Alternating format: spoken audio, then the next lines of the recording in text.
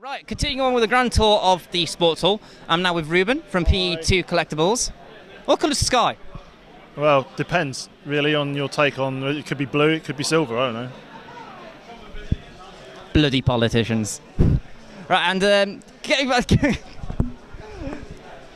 What do you actually sell here, Ruben? I see a lot of Warlord, I see a bit of Army Painter. What do we sell? We are specialists in Warlord. They love us because we undercut them all the time. So yeah, we're always cheaper than they are. We also sell Gripping Beast plastics, Parry plastics, Fireforge plastics sometimes, Victrix plastics, all kinds of things. Armour Fast, that's really fun. Little tanks.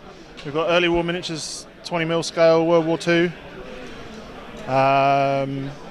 Army Painter paints and scenic accessories. Oh, Legion.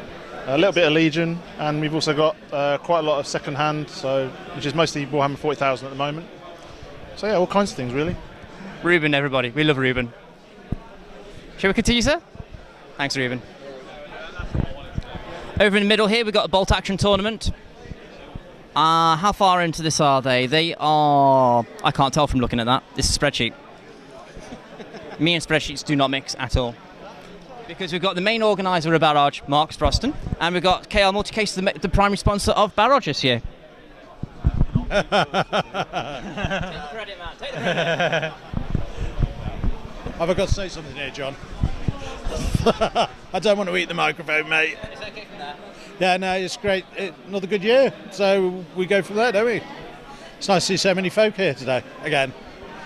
You know, so it is what it is, isn't it? It is. It is. And would you like to say anything on behalf of KR, sir? I don't work for KR. Shh! Your shirt says otherwise. Sell to resell. Yeah, but KR are good. Buy KR products. Helping. They are really good. Helps all we sell.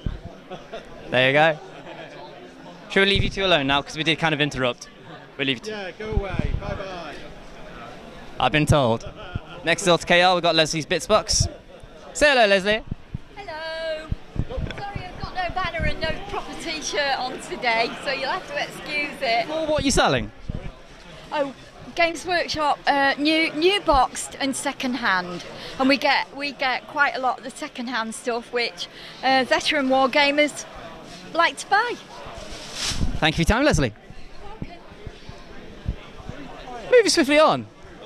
We've got 3 tables here from Stags, which is a wargame group up in... Where are Stags? Stags. Good plug. Just wave this nicely in front of you. So this is Stags. We're based in Telford, Wellington, Telford. If some people may have heard of it, potentially. Nice snatch of the quick opportunity there, by the way. So we're based in Wellington in Telford. So we are Stags. We also have Questy Night Games, who are down at the end. They're doing a store just down towards the end. They're our local store. Buy local, about 200 metres away, which is pretty much about as local as you can get, I think. So we are run on a bi-weekly basis, so we meet every other Sunday, 11 till 3. And so yeah, we have a local hall. We set out about 20 game tables every other week. We also meet on Fridays, 7 till 10. That's every Friday. We have a Facebook page, which is nicely linked to the bottom of here as well as our website. Also, if I can do another cheeky plug, we've run an event now for about the last 2 or 3 years called Initiative. This year we have obviously Initiative 18. That is based, so it's on the 14th of October, helps I get the date right, and that is at the Adams Grammar School in Newport, which again, nice and local to us. That's only up the road, yeah? Yeah, so we're doing this one for Warlord Games. So we're going to be running their 3 primary systems, Bolt Action, Blood Red Skies, and Gates of Antares. So yeah, tickets are going to be on sale for that nearer the time. Again, follow us on Facebook for all the information about that. Yeah, so come and drop by. And that is how you get yourself plugged. Thank you very much for your time, sir. It's all right, cheers. This is one of my favourite stalls of the entire show. Hi, guys. Oh. About to stand on the cable there. This is Barwell Bodyworks. Airbrush supplies primarily. Paints, anything to do with painting. These guys are my favourite. They really are. I'm not just saying that because I'm stood right in front of you. How you doing, Steve? All right. Got a few words to the camera? Give yourself a quick plug? Not really, no. Camera shy. The actual colours are gorgeous. Well, we'll leave you in peace then, Steve, I think. Thank you for your time. Honestly, if you need an airbrush, these guys. They do a really good package deal on the compressor as well. I'm not just saying that because, you know, I'd like to make my own disclaimer now. They haven't paid me to say that at all. This is another example of a trader putting on a game to promote their own products. Usually they're in quite close proximity to their own table. But for some reason, in this instance, the trader's game that they're putting on is miles away from their stand. Now, why is this, Steve? Why is this? To be different. Do you want to give yourself a quick plug while you got the camera here? Yeah, War Banner, they've just brought out a new game, Gangs of Rome. It's a small skirmish-based game. Got a really unique mechanic of mob. They're all AO controlled. It's a bit all 3D and stuff. It's a really good game. Cirrus have done some really nice buildings, as you can see. These have been painted up by a community member, Dickie Boyd. We've got more over there, but they also do loads of stuff. We're doing a lot of work for Warlord, doing Scrotium Dog, all that sort of stuff. Yeah, that's about it really. I like the dice. I just realised the Roman numerals. Yeah, they are, because the V's are the direction where the mob travels, because they're AI controlled. Oh, like scatter dice then? Yeah, so they're controlled by the dice and stuff. And it's just an easy way to get a success, because it's 4, 5s or 6s, which I'll have V's in, obviously. I like that. It's quite cool. It's quite cool. It's different. It's unique. I've not seen anything like it before, so it's good. Should we talk to the Xenoforce guys? Hi guys. Hi, you're Richard apparently. I'm Richard, yeah. I think your mates have just volunteered you to talk on camera for you. Right, so tell me a bit about this then. So we've got here our game Xenoforce that I wrote and Will, my art director, did all the artwork for. 1 second, the art director. You could have spoken to us. Why'd you throw your mate under the bus? Bad friend. Bad friend. So it's a sci-fi game. It's Marines versus aliens. It's sort of a cross between a role-play game and a war game. You have advancement between missions and you can upgrade your characters. And it's a team game, so we're all working together, but it's not a team game that we're kind of trying to get the most points. So at the moment, this gentleman here has decided to aggravate the queen over there, which is shooting everybody else and not him.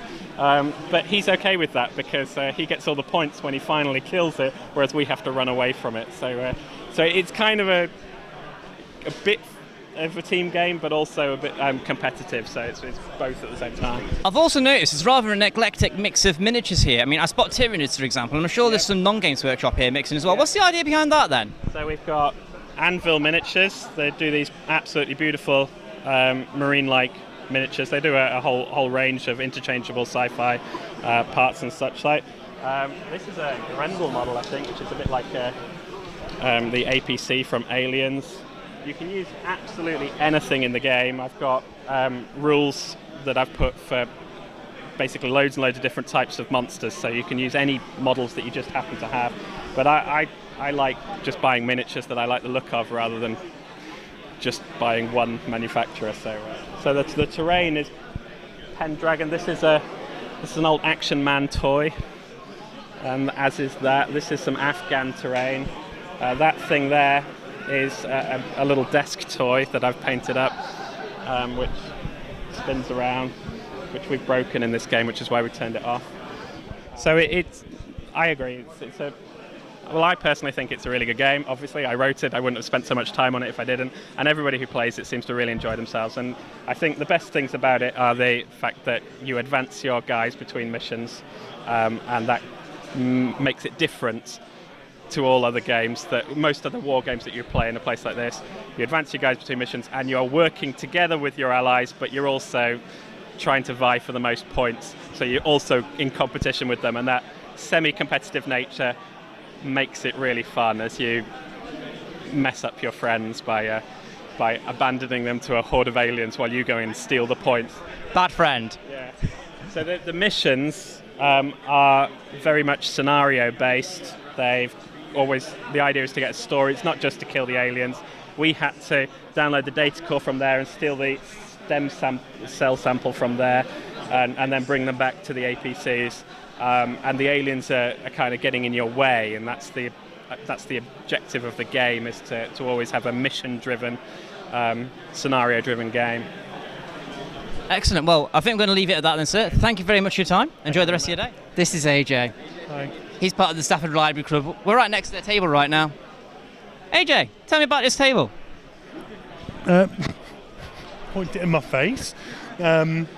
Doing painting for some of the regulars, painting for a game we're currently playing, which is, honestly, Sam knows more about it than I do, but... Is that your way of saying we should talk to Sam? Talk to Sam. Hi, Sam. What are you putting on the painting table? We fancy doing something a little bit more social than we usually do. Usually we have a game and people think that it's just for our club. So we figured if we put on a painting table here, if people pick stuff up, they can come along, sit down, use our communal paints that we've got. Just have a nice chat while they're painting. Nice relaxing day. I like that. And you're also, on the other half of your table, you've got Magic the Gathering. Yeah, you've got introductions to Magic the Gathering going on there with AJ. He knows more about it. He's got a few pre-constructed decks. So if anyone wants to come down and play Magic, they can come and play against AJ, learn the game.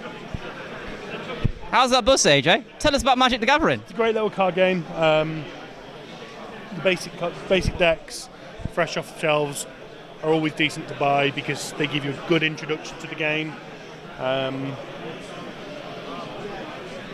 They give you everything you need to know about the game as well. You've got a little rule set, there's one, which is telling you how the game works, how the game runs. You can buy boosters and stuff pretty cheaply from local gaming shops. In local shops, you've got Tritex, you've got Two Fats, Yeah. Magic Geek, Rook and Stone. Yeah. Shogun Games do computer games on the ground floor, but they also do card games, Pokemon, Magic. Maybe we should ask them to come next year then. Probably not. Maybe we should. I've tried, and they've said no. Why? Shogun Games, look at all the money you could be making. On that note, I think that's a good point to call it. AJ, Sam, thank you very much for your time, guys.